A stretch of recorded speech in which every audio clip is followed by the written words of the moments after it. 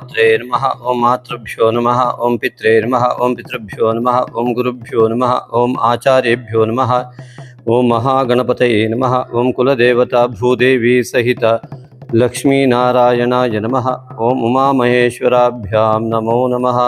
ಸಮಸ್ತ ಋಷಿ ಪರಂಪರೆಯನ್ನು ಸಮಸ್ತ ಗುರು ಪರಂಪರೆಯನ್ನು ತಲೆಬಾಗಿ ನಮಿಸುತ್ತಾ ಸಮಸ್ತ ಮಿತ್ರ ವೃಂದಕ್ಕೆ ನಮಸ್ಕಾರಗಳು. ಜ್ಯೋತಿಷಕ್ಕೆ ಹೇಗೆ ಸಂಪರ್ಕಿಸಬೇಕು, ಎಷ್ಟು ಫೀಸ್ ಕಟ್ಟಬೇಕು, ಮತ್ತು ಜನ್ಮ ತಾರೀಕು ಇತ್ಯಾದಿಗಳು, ಜಾತಕ ಇಲ್ಲದಿದ್ದವರು ಏನು ಮಾಡಬೇಕು, ಹೇಗೆ ಸಂಪರ್ಕಿಸೋದು ಅಂದರೆ ನೀವು ಈ ಸಂಖ್ಯೆಗೆ ನಿಮ್ಮ ಹೆಸರನ್ನು ವಾಟ್ಸಪ್ ಮಾಡಿ ಮಾಹಿತಿ ಪಡೆಯಿರಿ. ಭಾದ್ರಪದ ಮಾಸಕ್ಕೆ ತಮಗೆಲ್ಲರಿಗೂ ಆತ್ಮೀಯ ಸ್ವಾಗತ. 30/8/2025 ಸಿಂಹರಾಶಿಗೆ ಬುಧ ಪ್ರವೇಶ, ಶುಕ್ಲ ಪಕ್ಷ ಸಪ್ತಮಿಯ ದಿನದಂದು. 13/9/2025 ತುಲಾರಾಶಿಗೆ ಕುಜ ಪ್ರವೇಶ, ಕೃಷ್ಣ ಪಕ್ಷ ಷಷ್ಠಿ ದಿನದಂದು. 14/9/2025 ಸಿಂಹರಾಶಿಗೆ ಶುಕ್ರ ಪ್ರವೇಶ, ಕೃಷ್ಣ ಪಕ್ಷ ಸಪ್ತಮಿ ದಿನದಂದು.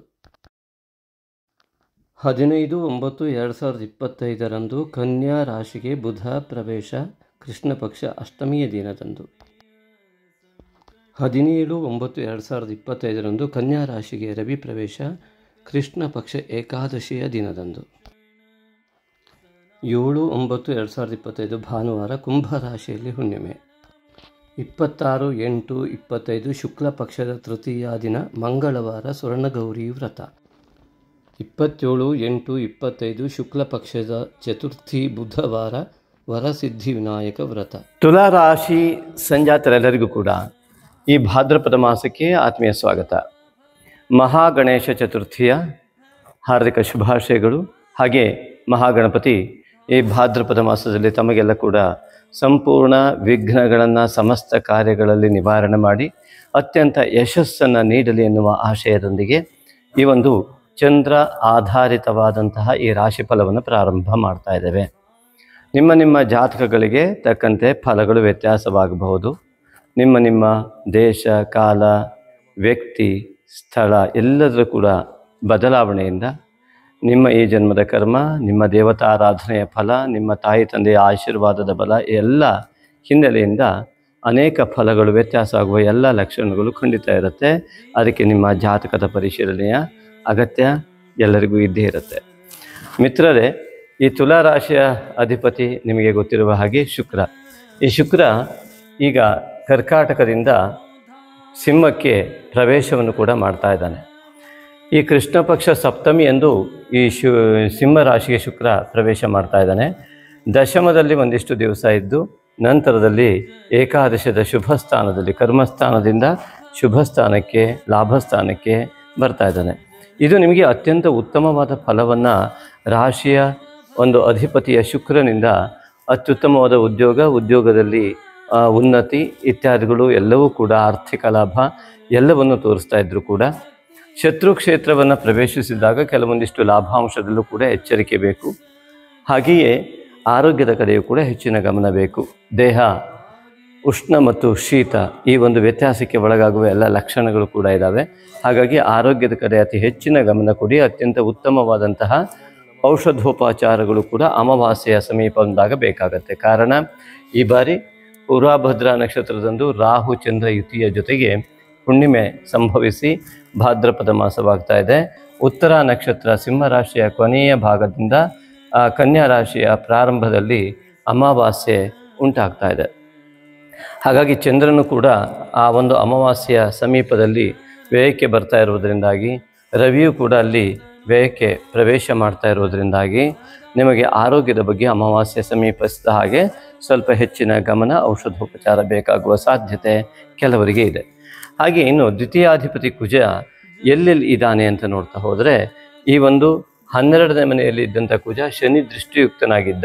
ಹಾಗಾಗಿ ಅನೇಕ ವಿಧದಲ್ಲಿ ಹೆಂಡತಿಯ ಜೊತೆ ಯಾವ್ಯಾವ ಮನಸ್ತಾಪಗಳಾಗಿದ್ದು ಅಥವಾ ಪ್ರೇಮಿಗಳಿಗೆ ಅನೇಕ ವಿಘ್ನಗಳು ಉಂಟಾಗಿ ಕ್ಲ್ಯಾಶಸ್ ಆಗಾಗ ಅನೇಕ ವಿಧವಾದ ಘರ್ಷಣೆಗಳು, ಮಾತಿನ ಚಕಮಕಿಗಳು ಉಂಟಾಗಿದ್ದವು. ಅವೆಲ್ಲವೂ ಕೂಡ ನಿವಾರಣೆ ಆಗುವ ಸಂದರ್ಭ ಈ ಕುಜಗ್ರಹ ಕೃಷ್ಣ ಪಕ್ಷ ಆ ಷಷ್ಠಿಯ ಶನಿವಾರ ದಿವಸ ಈ ತುಲಾರಾಶಿಯನ್ನು ಪ್ರವೇಶ ಮಾಡುವುದರಿಂದ ಅನೇಕ ವಿಧವಾಗಿ ಈ ಹಿಂದೆ ಆದ ದೋಷಗಳು ನಿವಾರಣೆಯಾಗುವ ಜೊತೆಗೆ ಸಪ್ತಮಾಧಿಪತಿಯ ಕುಜ ಇಲ್ಲಿ ಮತ್ತೆ ರಾಶಿಯನ್ನು ಪ್ರವೇಶ ಮಾಡ್ತಾ ಇರುವುದರಿಂದಾಗಿ ಅನೇಕ ಪ್ರೇಮಿಗಳಿಗೆ ಉತ್ತಮ ಮತ್ತು ವಿವಾಹ ಇಚ್ಛುಕರಿಗೂ ಕೂಡ ಉತ್ತಮವಾದರೂ ಕೂಡ ಕುಜನಾಗಿರುವುದರಿಂದ ಕೆಲವಿಷ್ಟು ದೋಷಯುಕ್ತ ಜಾತಕಕ್ಕೆ ಅನೇಕ ಸಮಸ್ಯೆಗಳು ಉಂಟಾಗುವ ಲಕ್ಷಣಗಳು ಕೂಡ ಇದೆ. ದಾಂಪತ್ಯದಲ್ಲಿ ಅತ್ಯಂತ ಪ್ರೀತಿ ಸೌಹಾರ್ದತೆ ಕಂಡು ಬಂದರೂ ಕೂಡ ಕೆಲವೊಂದು ಜಾತಕವನ್ನು ಆಧರಿಸಿ ಸಂಪೂರ್ಣ ಘರ್ಷಣೆ ಕೂಡ ಆಗುವುದಕ್ಕೆ ಇದೇ ಕುಜ ಕಾರಣ ಆಗ್ಬೋದು. ಹಾಗಾಗಿ ಸಿಟ್ಟು, ನಾನು ಎನ್ನುವ ಅತಿಯಾದ ಭಾವ, ಸ್ವಾರ್ಥ, ಮೋಹ ಇತ್ಯಾದಿಗಳಿಂದ ಸ್ವಲ್ಪ ದೂರ ಇದ್ದು ತ್ಯಾಗೇ ನೈಕೆ ಅಮೃತತ್ವ ಮಾನಶು ಎನ್ನುವಂತೆ ತ್ಯಾಗದ ಮನೋಭಾವದಿಂದ ಏನಾಗಲಿ ದೇವರೇ ನೋಡ್ತಾನೆ, ಎಲ್ಲವೂ ಕೂಡ ಆ ಭಗವಂತನ ಮೇಲೆ ಇಟ್ಟು ನಾವು ನಮ್ಮತನವನ್ನು ಉಳಿಸಿಕೊಂಡು ಅಹಂಕಾರದ ಛಾಯೆಯಿಂದ ಹೊರಗೆ ಬಂದಾಗ ಈ ಕುಜನ ಒಂದು ಸಂಪೂರ್ಣ ದುಷ್ಫಲಗಳ ನಿವಾರಣೆಯಾಗಿ ಉತ್ತಮ ಸಾಮರಸ್ಯತೆಯ ಜೀವನ ಸಾಧ್ಯ ಇದೆ. ಹಾಗೆಯೇ ಹಣಕಾಸಿನ ವಿಚಾರಕ್ಕೂ ಕೂಡ ಈ ಕುಜ ಇರುವುದರಿಂದ ಹಣಕಾಸು, ಬಂಗಾರ, ಭೂಮಿ ಈ ಎಲ್ಲ ಯೋಗಗಳು ಕೂಡ ಈ ಒಂದು ಕೃಷ್ಣ ಪಕ್ಷದ ಈ ಒಂದು ಷಷ್ಠಿ ಶನಿವಾರ ತುಲಾರಾಶಿಗೆ ಕುಜ ಪ್ರವೇಶ ಆದಾಗಿನಿಂದ ಇಲ್ಲಿ ಆ ಒಂದು ಯೋಗಗಳು ಕಂಡು ಬರ್ತವೆ. ಅದಕ್ಕಾಗಿ ತಾವು ಮುಖ್ಯವಾಗಿ ದುರ್ಗಿಯ ಆರಾಧನೆ ಮಾಡಬೇಕು. ಕೊನೆವರೆಗೂ ವಿಡಿಯೋವನ್ನು ತಪ್ಪದೆ ನೋಡಿ ಆರಾಧನೆ ಕ್ರಮ ಹೇಗಿರಬೇಕು ಎನ್ನುವಂಥ ವಿಚಾರವನ್ನು ನಾವು ಕೊನೆಯಲ್ಲಿ ಹೇಳ್ತೇವೆ. ಹಾಗೆ ತೃತೀಯದಲ್ಲಿ ಈ ಗುರುವಿನ ಅಧಿಪತಿ ಗುರು ಈ ರಾಶಿಯಿಂದ ಭಾಗ್ಯದಲ್ಲಿರುವುದು ಈಗಾಗಲೇ ಗೊತ್ತಿದೆ. ಇದರಿಂದಾಗಿ ಆ 3 ಮತ್ತು 6ನೇ ಮನೆಯ ಅಧಿಪತಿಯಾದಂಥ ಗುರು ಭಾಗ್ಯಸ್ಥಾನದಲ್ಲಿರುವುದು ಕುಲದೇವತಾ ಆರಾಧನೆಯನ್ನು ಪಿತೃವರ್ಗಕ್ಕೆ ನಿತ್ಯ ನಮಸ್ಕಾರ ಮಾಡುವಂಥ ವ್ಯವಸ್ಥೆಯಿಂದ ಆ ಪುಣ್ಯಾಂಶ ನಿಮ್ಮ ಜಾತಕದಲ್ಲಿ ಗುರು ಚೆನ್ನಾಗಿದ್ದರೆ ಅತಿ ಬೇಗ ಅತಿ ಹೆಚ್ಚಿನ ಪುಣ್ಯವನ್ನು ಪಡೆಯುವ ಯೋಗ ನಿಮಗೆ ಬರ್ತದೆ. ಇಲ್ಲ ಗುರು ಆರಾಧನೆಯ ಜೊತೆಗೆ ವಿಶಾಲ ಮನೋಭಾವನೆ ಎಲ್ಲವನ್ನು ಬೆಳೆಸಿಕೊಂಡು ಸ್ವಾರ್ಥದಿಂದ ಹೊರಬಂದಾಗ ಗುರುವಿನ ಒಂದು ವಿಶಾಲ ಮನೋಭಾವನೆಯಿಂದ ಗುರುವಿನ ಅರ್ಥಾತ್ ಪೂರ್ವಜನ್ಮದ ಪುಣ್ಯಾಂಶ ಅತಿ ಹೆಚ್ಚಿನ ರೀತಿಯಲ್ಲಿ ನಿಮಗೆ ಕೆಲಸ ಮಾಡೋದಕ್ಕೆ ಅವಕಾಶ ಆಗುತ್ತೆ. ಹಾಗಾಗಿ ಅಂತಹ ಒಂದು ಉತ್ತಮ ಫಲ ಕುಲದೇವತಾ ಆರಾಧನೆಯಿಂದ ಆ ಗುರುವಿನ ದೃಷ್ಟಿ ತುಲಾ ರಾಶಿಗೂ ಕೂಡ ಇರುವುದರಿಂದ ಅನೇಕ ಲಾಭಗಳು, ಪಿತೃವರ್ಗದ ದೋಷಗಳ ನಿವಾರಣೆ, ಹಾಗೆ ಪಿತೃವರ್ಗದ ಪುಣ್ಯಾಂಶವನ್ನು ಅನುಭವಿಸುವ ಯೋಗ ಇವೆಲ್ಲವೂ ಕೂಡ ತುಲಾರಾಶಿಗೆ ಈ ಗುರುವಿನಿಂದ ಸಾಧ್ಯವಾಗ್ತಾ ಇದೆ. ಅನೇಕ ಮಾತುಕತೆಗಳಲ್ಲಿ ಯಶಸ್ಸನ್ನು ಗಳಿಸುವಂತಹ ಮಹಾಯೋಗ ಕೂಡ ಹೌದು. ಇಲ್ಲಿ ವಿಶೇಷ ಅಂದರೆ 3ನೇ ಮನೆಗೂ ಮತ್ತು ಇಲ್ಲಿ 5 ಈ ಒಂದು ಕುಜನ ಇರುವಂತಹ ಈ ತುಲಾರಾಶಿಗೂ ಆ ಒಂದು ಗುರುವಿನ ದೃಷ್ಟಿ ಮತ್ತು ತುಲಾರಾಶಿಯಿಂದ ಪಂಚಮ ವಿದ್ಯಾ ಉತ್ಸುಕರಿಗೆ, ವಿದ್ಯಾ ಇಚ್ಛುಕರಿಗೆ ಮತ್ತು ಪ್ರತಿಯೊಬ್ಬರಿಗೂ ಕೂಡ ಜ್ಞಾನದ ವಿಚಾರಕ್ಕೆ ಗುರು ಈ ಒಂದು ಭಾದ್ರಪದ ಮಾಸದಲ್ಲಿ ಅತ್ಯಂತ ಹೆಚ್ಚಿನ ರೀತಿಯಲ್ಲಿ ಉತ್ತಮ ಜ್ಞಾನವನ್ನು ನೀಡ್ತಾನೆ. ನಿಮಗೆ ಯಾವ ವಿಷಯಕ್ಕೆ ಬೇಕಾದ ಜ್ಞಾನ ಬೇಕೋ, ಆ ಜ್ಞಾನದ ಬೆಳವಣಿಗೆ ಬೇಕೋ ಅಂತಹ ಗುರುಗಳು ಅಥವಾ ಅಂತಹ ಮಾರ್ಗದರ್ಶಕರು ನಿಮಗೆ ಸಿಗುವಂತಹ ಅತ್ಯದ್ಭುತವಾದ ಲಾಭ ಈ ಭಾದ್ರಪದ ಮಾಸದಲ್ಲಿದೆ. ಇನ್ನು ಚತುರ್ಥಾಧಿಪತಿ ಶನಿ ಈಗಾಗಲೇ 6ನೇ ಮನೆಯಲ್ಲಿದ್ದು 6ನೇ ಮನೆಯ ಅಧಿಪತಿ ಗುರು ಭಾಗ್ಯದಲ್ಲಿರುವುದರಿಂದ ಹಿಂದಿನ ಮಾಸದಲ್ಲಿ ಶ್ರಾವಣ ಮಾಸದಲ್ಲಿ ಎಂತಹ ಅದ್ಭುತವಾದ ಫಲವನ್ನು ಇದರ ಮೂಲಕ ಪಡೆದಿದ್ದೀರೋ ಅಲ್ಲಿ ಪಡೆಯದಿದ್ದವರು ಕೂಡ ಇಲ್ಲಿ ಪಡೆಯುತ್ತೀರಿ. ಅನೇಕ ವಿಧವಾದ ಶತ್ರುತ್ವ ನಿವಾರಣೆ ಇದರಿಂದ ಆಗುತ್ತೆ. ಪೂರ್ವಜನ್ಮದಿಂದ ಬಂದ ಶತ್ರುಗಳು ಕೂಡ ದೂರ ಆಗಿ ಮಿತ್ರತ್ವವನ್ನು ಹೊಂದುವಂತಹ ಮಹಾಯೋಗ ಇದು.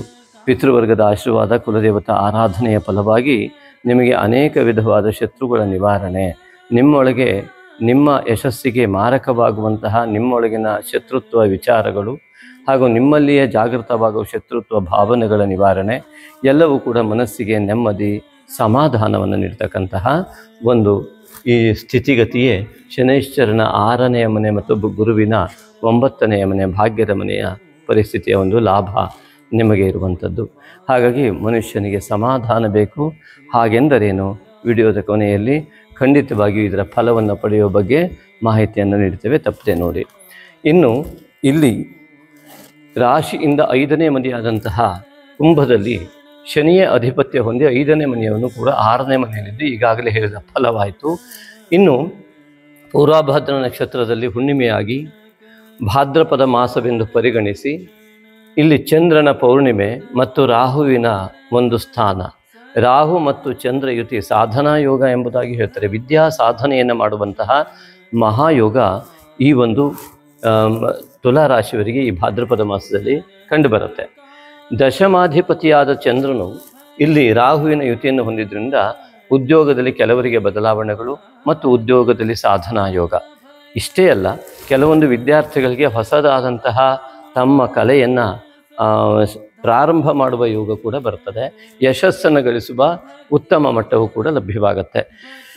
ಇನ್ನು ಕೆಲವರಿಗೆ ರಾಹುವಿನ ಪ್ರಭಾವ ಹೆಚ್ಚಿರುವ ಜಾತಕಗಳಿದ್ದರೆ ಮಾನಸಿಕವಾಗಿ ಅತ್ಯಂತ ವಿಶಿಷ್ಟವಾದಂತಹ ಈ ಒಂದು ಮಾನಸಿಕ ಸ್ಥಿಮಿತವಿಲ್ಲದಂತಹ, ಏಕಾಗ್ರತೆ ಇಲ್ಲದಂತಹ ಒಂದು ಫಲಗಳು ಕೂಡ ಕಂಡು ಬರಬಹುದು. ಅದಕ್ಕೆ ಯಾವ ರೀತಿ ಆರಾಧನೆ ಮಾಡಬೇಕು, ಅವ್ರು ಏನನ್ನು ಮಾಡಬೇಕು ಇತ್ಯಾದಿಗಳನ್ನು ಅವರವರ ಜಾತಕವನ್ನು ನೋಡಿ ನಿರ್ಧಾರ ಮಾಡಬೇಕಾಗತ್ತೆ. ಪ್ರತಿಯೊಂದು ವ್ಯಕ್ತಿಯ ಜಾತಕ ಪ್ರತಿಯೊಂದು ವಿವಿಧ ಆರಾಧನೆಯನ್ನೇ ಹೇಳುತ್ತೆ.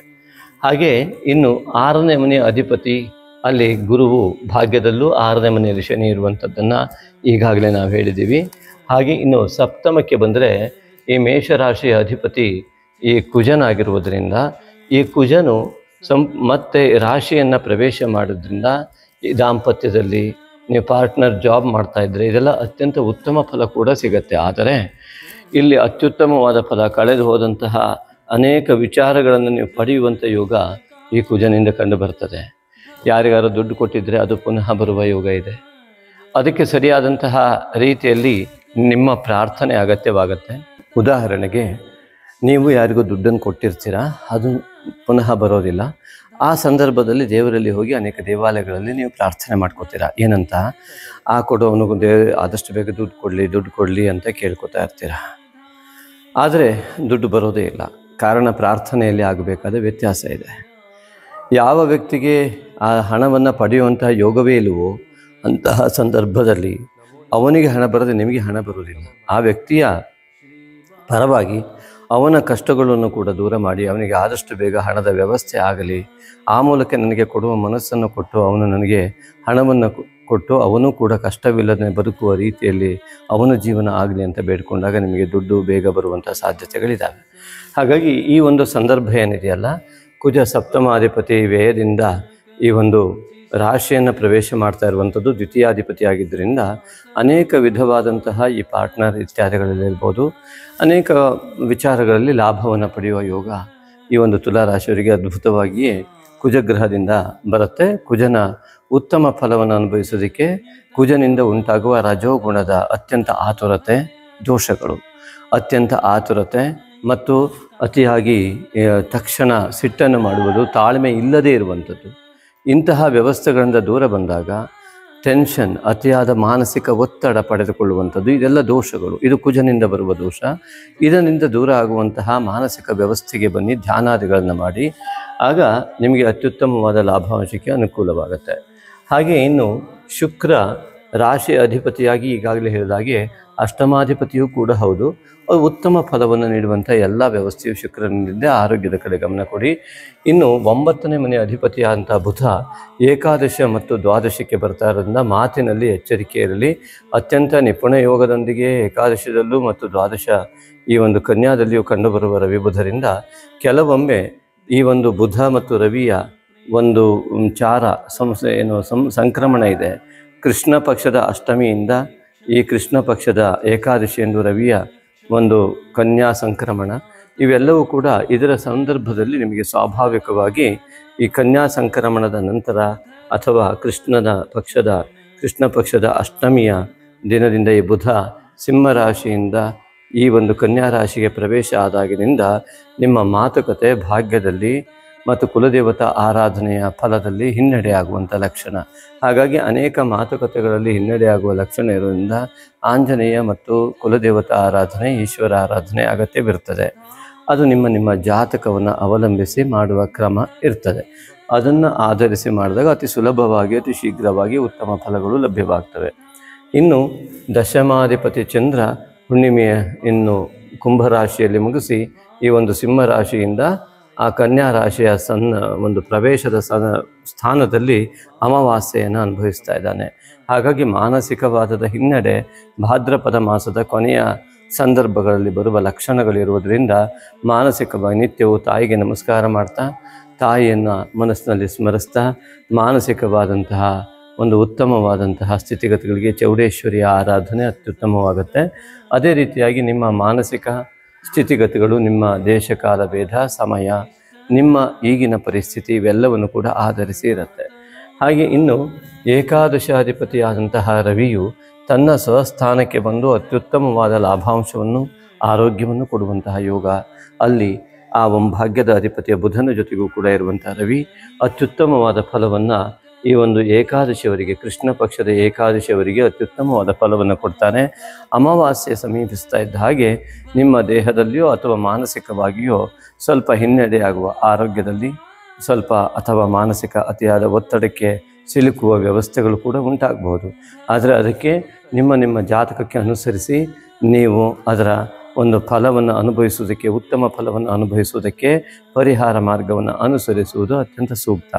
ಹಾಗೆಯೇ ನಿಮ್ಮ ಜಾತಕವು ಯಾವ ಸಮಯವನ್ನು ಸೂಚಿಸ್ತಾ ಇದೆ ಅದರ ಆಧಾರದ ಮೇಲೆ ಈ ಫಲಗಳಲ್ಲಿ ವ್ಯತ್ಯಾಸ ಆಗುತ್ತೆ. ಆದರೆ ಭಾದ್ರಪದ ಮಾಸ ನಿಮಗೆ ಅತ್ಯಂತ ಒಳ್ಳೆಯ ಮಾಸ ಎಂಬುದರಲ್ಲಿ ಯಾವ ಸಂದೇಹ ಇಲ್ಲ. ಎಲ್ಲ ರೀತಿಯಿಂದಾಗಿ ನಿಮ್ಮ ಮನೋಬಲ ವೃದ್ಧಿಯಾಗಲಿ, ನಿಮ್ಮ ಆತ್ಮಬಲ ವೃದ್ಧಿಯಾಗಲಿ, ನಿಮ್ಮ ಯೋಗಗಳು ಅತ್ಯಂತ ಅಭಿವೃದ್ಧಿಯ ಪಥದತ್ತ ಸಂಚಲನಗೊಳ್ಳಲಿ. ಹಾಗಾಗಿ ಈ ಒಂದು ಫಲವನ್ನು ನೋಡ್ತಾ ತಮಗೆಲ್ಲರಿಗೂ ಕೂಡ ಧನ್ಯವಾದಗಳು.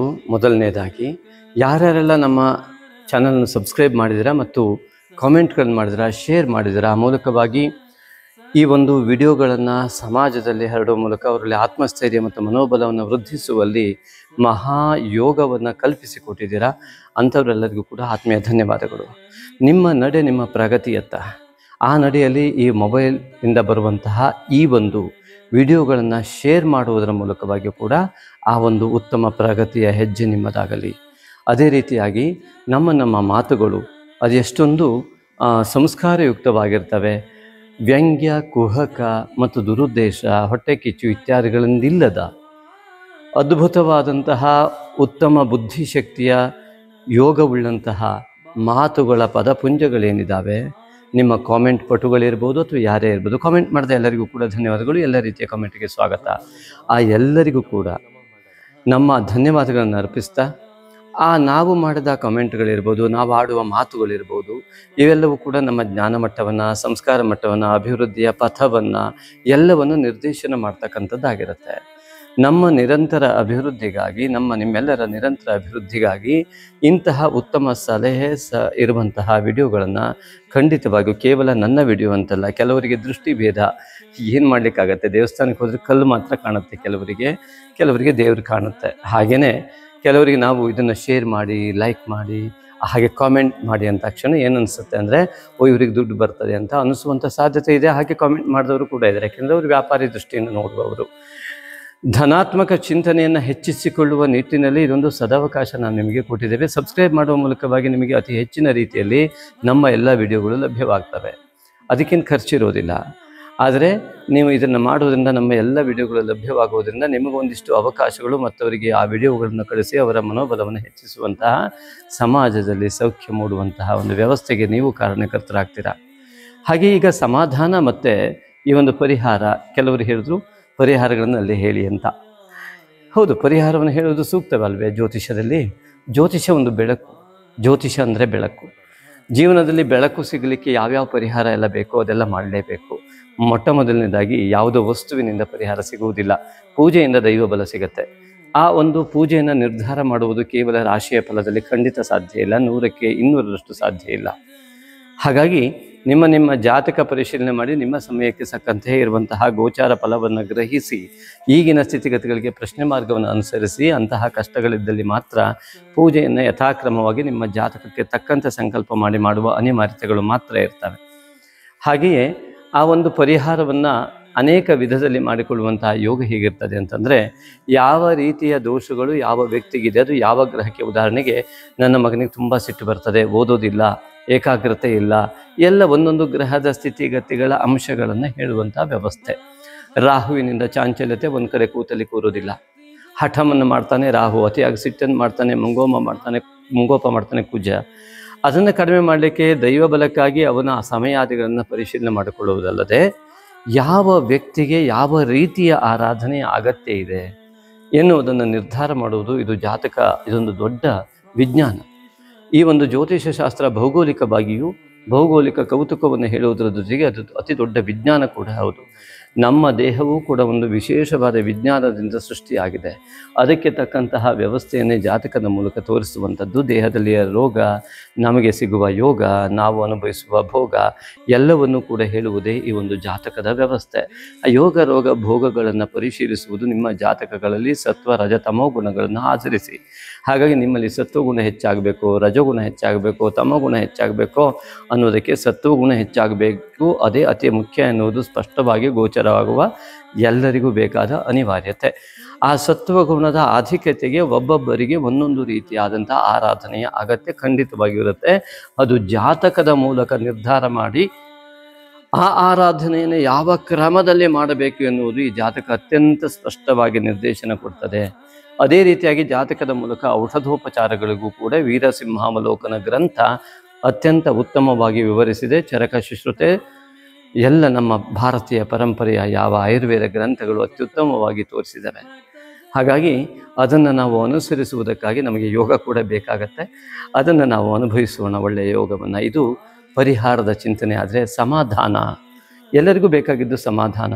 ಪರಿಹಾರದಿಂದಲೇ ಸಮಾಧಾನವೇ ಅಥವಾ ಪರಿಹಾರ ಹೇಳಿದರೆ ಸಮಾಧಾನವೇ? ಅನೇಕ ಪ್ರಶ್ನೆಗಳಿವೆ ಇದರಲ್ಲಿ. ಸಮಾಧಾನ ಹಣಕಾಸು ಇದ್ದರೂ ಕೂಡ, ಹಣ ಬೇಕಷ್ಟಿದೆ ಸ್ವಾಮಿ, ಮನಸ್ಸಿಗೆ ಮಾತ್ರ ನೆಮ್ಮದಿ ಇಲ್ಲ, ಏನು ಮಾಡೋದು ಅಂತ ಜ್ಯೋತಿಷಕ್ಕೆ ಬರ್ತಾರೆ. ಕೆಲವರು ಏನು ಮಾಡಿದ್ರೂ ಕೈ ಹತ್ತಾ ಇಲ್ಲ ಸ್ವಾಮಿ, ನೆಮ್ಮದಿನೇ ಸಿಗ್ತಾ ಇಲ್ಲ, ಹಣವೇ ಇಲ್ಲ ಅಂತ ಹೇಳ್ತಾರೆ. ಅಂದರೆ ನೆಮ್ಮದಿಗೆ ಹಣವೇ ಕಾರಣವಾಗಿದ್ದರೆ ಹಣವಂತನಿಗೂ ಕೂಡ ನೆಮ್ಮದಿ ಬರಬೇಕಿತ್ತು. ನೆಮ್ಮದಿಗೆ ಹಣಕಾಸು ಇಲ್ಲದೆ ಇರುವುದೇ ಕಾರಣವಾಗಿದ್ದರೆ ಹಣಕಾಸು ಇಲ್ಲದೆ ಇದ್ದ ವ್ಯಕ್ತಿಗೂ ಕೂಡ ನೆಮ್ಮದಿ ಬರಬೇಕಿತ್ತು. ಇಲ್ಲಿ ಎರಡೂ ಆಗ್ತಾ ಇಲ್ಲ. ಅಂದರೆ ನೆಮ್ಮದಿಗೆ ಬೇರೆ ದಾರಿ ಇದೆ, ಸಮಾಧಾನಕ್ಕೆ ಬೇರೆ ದಾರಿ ಇದೆ ಅನ್ನೋದು ಅರ್ಥ. ಆಧಾನ ಅಂದರೆ ಇಡುವುದು. ಏನು ಸಮ್ಯಕ್ ಆಧಾನ, ಸರಿಯಾಗಿ ಇಡುವಿಕೆ. ಏನು ಸರಿಯಾಗಿ ಇಡುವುದು ಅಂತಂದು ಕೇಳಿದ್ರೆ ಅದೇ ಸಮಾಧಾನ. ನಮ್ಮ ದಿನದ ಬೆಳಗಿನಿಂದ ರಾತ್ರಿ ಮಲಗುವವರೆಗಿನ ಎಲ್ಲ ಕ್ರಿಯೆಗಳನ್ನು ಸರಿಯಾಗಿ ಇಡುವಂಥ ವ್ಯವಸ್ಥೆ ಆಗಬೇಕು. ಎಲ್ಲಿ? ಮನಸ್ಸಿನ ಒಳಗೆ, ನಮ್ಮ ಬುದ್ಧಿಯ ಒಳಗೆ. ಎಲ್ಲಿ ಯಾವ ಸ್ಟೋರೇಜ್ ಅಂತ ಇದೆಯಲ್ಲ, ನಮ್ಮಲ್ಲಿ ಸಂಗ್ರಾಹಕ ಚಿತ್ತ, ಅದನ್ನು ಚಿಪ್ ಅಂತ ಕರಿತಿರೋ, ಚಿತ್ರಗುಪ್ತ ಅಂತ ಕರಿತಿರೋ, ನಿಮಗೆ ಬಿಟ್ಟಿದ್ದು. ಆದರೆ ಆ ಚಿತ್ತದಲ್ಲಿ ಯಾವುದೆಲ್ಲ ಯೋಚನೆಗಳು ಅಲ್ಲಿ ಬಂದು ಸೇರ್ಕೊಳ್ತಾ ಸಂಗ್ರಹ ಆಗ್ತಾ ಇರತ್ತಲ್ಲ, ಆ ಸಂಗ್ರಹವಾಗಿ ನಾವೊಂದು ಪೆಟ್ಟಿಗೆ ಇಟ್ಕೊಂಡಿದ್ದೇವೆ, ಒಳ್ಳೆಯದನ್ನು ಮಾತ್ರ ಇಡ್ತಾ ಬರ್ತೇವೆ. ಆಗ ನಮಗೆ ಆ ಪೆಟ್ಟಿಗೆ ತುಂಬಿತು ಹಣ್ಣುಗಳು ಅಥವಾ ಬಂಗಾರ, ಸಮಾಧಾನ ಆಯಿತು, ಸಮ್ಯಕ್ ಆಧಾನ ಆಯಿತು, ಸಂಪೂರ್ಣವಾಯಿತು. ನಾವು ಯಾವುದೋ ಒಂದು ಕೆಲಸವನ್ನು ಪರಿಪೂರ್ಣ ಮಾಡುವಾಗ ನಾವು ಮಾಡುವ ಕೆಲಸದ ಪರಿಪೂರ್ಣತೆಯನ್ನು ಗಮನಿಸ್ತೇವೆ. ನೀವೊಂದು ಮೊಬೈಲ್ ತಗೊಳ್ಳುವಾಗ ಅದ್ರ ಫಿನಿಶಿಂಗ್ ಹೇಗಿದೆ, ಗಾಡಿ ನೋಡುವಾಗ ಅದ್ರ ಫಿನಿಶಿಂಗ್ ಹೇಗಿದೆ, ಒಂದು ಡ್ರಾಯಿಂಗ್ ಮಾಡುವಾಗ ಆ ಫಿನಿಶಿಂಗ್ ಹೇಗಿದೆ, ಎಲ್ಲ ಅದನ್ನೇ ನೋಡೋದಲ್ವಾ. ಹಾಗಾಗಿ ಆ ಪರಿಪೂರ್ಣತೆಯನ್ನು ನೋಡುವ ದೃಷ್ಟಿಕೋನ ಇದೆಯಲ್ಲ, ಅದರಲ್ಲಿ ಒಳಗಡೆ ಏನೂ ಕೂಡ ನ್ಯೂನ್ಯತೆ ಇರಬಾರ್ದು. ಆ ರೀತಿಯಾಗಿ ಇರುವಂಥ ವ್ಯವಸ್ಥೆಯನ್ನು ನಾವು ಅತ್ಯಂತ ಉತ್ತಮ ಅಂತ ಕರಿತೇವೆ. ಹಾಗೆ ನಮ್ಮ ಮನಸ್ಸಿನಲ್ಲಿ ಯಾವ ಸ್ಟೋರೇಜ್ ಚಿತ್ತ ಇದೆಯಲ್ಲ, ಅಲ್ಲಿ ಯಾವುದೇ ಋಣಾತ್ಮಕವಾಗಿರುವುದು, ನ್ಯೂನ್ಯತೆ ಆಗಿರುವುದನ್ನು ಸಂಪೂರ್ಣ ತೆಗೆದುಕೊಳ್ಳದೇನೆ ಅಲ್ಲಿ ಕೇವಲ ಧನಾತ್ಮಕವಾಗಿ ಮಾತ್ರ ಇಡುವುದಿದೆಯಲ್ಲ, ಇದೇ ಸಮಾಧಾನ. ಆಗ ಮಾತ್ರ ಸಮಾಧಾನ ಸಿಗ್ತದೆ. ಹಾಗಾಗಿ ನಾವು ಸ್ವೀಕರಿಸುವ ವಿಧಾನ ಪಂಚೇಂದ್ರಿಯಗಳಿಂದ ಯಾವ ರೀತಿ ಸ್ವೀಕರಿಸ್ತೇವೋ ಎಲ್ಲರೂ ಒಂದೇ ರೀತಿ ಸ್ವೀಕರಿಸ್ತಾರೆ. ಕಣ್ಣು ನೋಡುತ್ತೆ, ಆ ಗಣಪತಿಯ ಫೋಟೋವನ್ನು ನೋಡಿದ್ರೆ ಗಣಪತಿಯನ್ನಾಗಿ ಸ್ವೀಕರಿಸುತ್ತೆ. ಆದರೆ ಒಳಗಡೆ ಮನಸ್ಸಿಗೆ ಹೋದ ಮೇಲೆ ಗಣಪತಿಯ ಬಗ್ಗೆ ಚಿಂತನೆ ಹೇಗೆ ಬರ್ತದೆ? ಒಬ್ಬರಿಗೆ ಅದು ಫೋಟೋ ಥರ ಕಾಣುತ್ತೆ, ಇನ್ನೊಬ್ಬರಿಗೆ ಅದು ಕಲ್ಲು ಥರ ಕಾಣುತ್ತೆ, ಇನ್ನೊಬ್ಬರಿಗೆ ಇದೆಂಥ ವಿಚಿತ್ರ ಅಂತ ಕಾಣುತ್ತೆ. ಚೈನೀಸ್ನಿಗೆ ಒಬ್ಬನಿಗೆ ಬಂದು ಈ ಗಣಪತಿ ಅಂದ್ಕೊಳ್ಳಿ, ಏನಪ್ಪ ಮನುಷ್ಯನ ದೇಹಕ್ಕೆ ಆನೆ ಮುಖ ಹಾಕ್ಬಿಟ್ಟಿದ್ಯಾ ಅಂತ ಹೇಳ್ತಾರೆ. ಒಂದು ಮಗು ನೋಡಿದ್ರೆ ಅದನ್ನು ನೋಡಿ ಖುಷಿಯಿಂದ ಕುಣಿತದೆ. ಇನ್ನೊಂದು ಭಕ್ತನಿಗೆ ಅದರ ಜೊತೆ ಮಾತಾಡುವಂತಹ ಮನಸ್ಥಿತಿ ಬರ್ತದೆ. ನನ್ನ ಕಷ್ಟವನ್ನು ನೀನೇನಿಗಪ್ಪ, ಎಲ್ಲವೂ ನೀನೇ, ನನ್ನದೇನೂ ಇಲ್ಲ ಅನ್ನುವಂತಹ ಚಿಂತನೆ ಬರ್ತದೆ. ಹೀಗೆ ದೃಷ್ಟಿಭೇದಗಳು. ಹಾಗಾಗಿ ನಮ್ಮ ಸಂಸ್ಕಾರಗಳು, ಅದರ ಮೂಲಕ ಆಡುವಂತಹ ಮಾತುಗಳು ಈ ರೀತಿಯಾಗಿರುತ್ತೆ. ಹಾಗಾಗಿ ಸಮಾಧಾನ ಯಾರಿಗೆ ಆಗೋದಿಲ್ಲ ಅಂತಂದರೆ, ಯಾರು ಅವರ ಚಿತ್ತದಲ್ಲಿ ಸಂಪೂರ್ಣವಾಗಿ ಆ ನ್ಯೂನ್ಯತೆಗಳನ್ನು ತುಂಬಿಕೊಂಡಿರ್ತಾರಲ್ಲ, ಅವರು ಕೂಡ ದೇವರನ್ನು ನೋಡಿದ್ರೂ ಅಲ್ಲೂ ಸಮಾಧಾನ ಪಡೋದಿಲ್ಲ. ಅದೊಂದು ಅಲಂಕಾರ ಹೀಗಾಗಿದೆ. ಬಿಟ್ಟರೆ ಸ್ವಲ್ಪ ಸರಿ ಮಾಡಬೇಕಿತ್ತು. ದೇವರನ್ನು ನೋಡ್ಲಿಕ್ಕೆ ಬಂದವರು ದೇವರಲ್ಲಿ ನ್ಯೂನ್ಯತೆ ನೋಡುವ ಮನಸ್ಥಿತಿಗೆ ಬರ್ತಾರೆ. ಹಾಗಾಗಿ ಯಾವತ್ತೂ ಕೂಡ ಯಾವುದನ್ನು ಕೂಡ ಒಳ್ಳೆಯದನ್ನಾಗಿಯೇ ಪರಿವರ್ತಿಸಿಕೊಳ್ಳುವಂತಹ ವ್ಯವಸ್ಥೆ ಇದೆಯಲ್ಲ, ಇದು ಸಮಾಧಾನ. ಇರುವುದರಲ್ಲೆಲ್ಲ ನ್ಯೂನ್ಯತೆಯನ್ನು ಕಾಣುವುದಿದೆಯಲ್ಲ, ಸೊಸೆ ಸರಿಯಾಗಿಲ್ಲ, ಅದು ಮಾಡೋ ಸರಿಯಾಗಿಲ್ಲ, ಅಥವಾ ಅತ್ತೆ ಸರಿಯಾಗಿಲ್ಲ, ಮಗ ಸರಿಯಾಗಿಲ್ಲ, ಅಪ್ಪ ಸರಿಯಾಗಿಲ್ಲ, ಈ ಇಲ್ಲ ಇಲ್ಲ ಇಲ್ಲ ಇಲ್ಲ ಎನ್ನುವ ನ್ಯೂನ್ಯತೆಗಳಿದಾವಲ್ಲ, ಇವನ್ನೆಲ್ಲವನ್ನು ಕೂಡ ನಾವು ಮನಸ್ಸೊಳಗೆ ಇಟ್ಕೊಟ್ಟು ಬರ್ತೀವಲ್ಲ, ಅದು ಅಸಮಾಧಾನ, ನ ಸಮಾಧಾನ. ಯಾವುದೆಲ್ಲ ಒಳ್ಳೆಯದಿದೆ ಅದು ಒಳ್ಳೆಯದು ಅಂತ ಸ್ವೀಕರಿಸಿ ಅದರ ಮೂಲಕವಾಗಿ ನಮ್ಮ ಪ್ರತಿಕ್ರಿಯೆ ಉಂಟಾಗುತ್ತಲ್ಲ, ಅದು ಸಮಾಧಾನ. ಆ ಸಮಾಧಾನ ನಿಮಗೆಲ್ಲರಿಗೂ ಉಂಟಾಗಲಿ. ಹಾಗೆಯೇ ಈ ಒಂದು ವಿಡಿಯೋಗಳನ್ನು ದಯವಿಟ್ಟು ಶೇರ್ ಮಾಡಿ, ಈ ವಿಡಿಯೋನ ದಯವಿಟ್ಟು ಶೇರ್ ಮಾಡಿ. ಅನೇಕರಿಗೆ ಉಪಕಾರ ಮಾಡಿದ ಪುಣ್ಯ ಖಂಡಿತವಾಗಿ. ನಾವೊಂದು ಸತ್ಯವನ್ನು ಹೇಳ್ತೇನೆ, ಜ್ಯೋತಿಷಕ್ಕಾಗಿ ಅಲ್ಲ, ಇದನ್ನು ಕಳಿಸಿದಂತಹ ವಿಡಿಯೋವನ್ನು ನೋಡಿ ಕೆಲವರು ಕಮೆಂಟನ್ನು ನೀವು ಕೂಡ ಗ್ರಹಿಸ್ಬೋದು. ಮನಸ್ಸಿಗೆ ತಳಮಳ ಇತ್ತು, ಏನೋ ಸಮಾಧಾನ ಸಿಕ್ತು ಅಂತ ಬರೆದಿದ್ದಾರೆ. ಅಂದರೆ ಆ ಒಂದು ವಿಡಿಯೋ ಇನ್ನೊಬ್ಬರ ಸಮಾಧಾನಕ್ಕೆ ಕಾರಣವಾಗ್ತದೆ. ಅಂದರೆ ನಿಮ್ಮಿಂದ ಒಂದು ವ್ಯಕ್ತಿ ಸಮಾಧಾನ ಆಗಲಿಕ್ಕೆ ನೀವು ಶೇರ್ ಮಾಡುವ ಮೂಲಕ ಸಾಧ್ಯವಾಗುತ್ತೆ, ನಿಮ್ಮ ಮಿತ್ರರಿಗೆ ಹಂಚುವ ಮೂಲಕ ಸಮಾಧಾನ ಆಗುತ್ತೆ. ಹಾಗಾಗಿ ನೀವು ನಮಗೆ ಪ್ರೋತ್ಸಾಹಿಸಿದ ಸಮಾಧಾನ ಕೂಡ ನಮಗೆ ಸಿಗತ್ತೆ. ಎಲ್ಲವೂ ಕೂಡ ಅತ್ಯುತ್ತಮವಾಗಿ ಉಂಟಾಗಲಿ ಎಂಬುದಾಗಿ ಹೇಳ್ತಾ ಧನ್ಯವಾದಗಳನ್ನು ನಿಮಗೆ ಖಂಡಿತವಾಗಿ ಅರ್ಪಿಸ್ತೇನೆ. ನಮಗೆ, ನಿಮಗೆ, ಈ ಲೋಕಕ್ಕೆ ಎಲ್ಲವೂ ಕೂಡ ಒಳ್ಳೆಯದಾಗಲಿ. ಲೋಕ ಸಮಸ್ತ ಸುಖಿನೋ ಭವಂತು.